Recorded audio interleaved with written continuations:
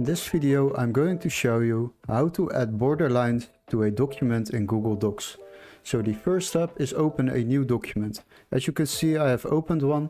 Now we will go to File and then we will click on Page Setup on the lowest option. Now apply to whole document.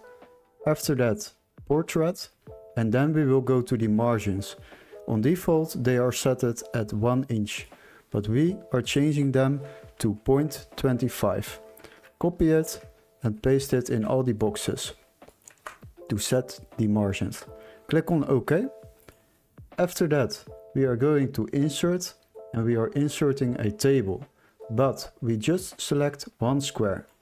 As you can see, I have now added a single table box. So now click in the table and then right click your mouse. After that you will see the option Table Properties. Click on it. What we will do then is go to Cell.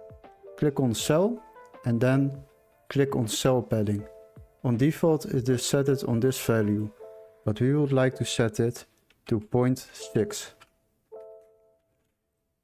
After that we will enter, and now we will click again in this text box, in this border. What you have to do is just press enter until you reach the end of the page. And once you have reached the end of the page, it will create a new one. Do this as much times as you need it, but be aware, unfortunately there is no other way to add a text box into Google Docs. Thank you for watching and see you in the next one.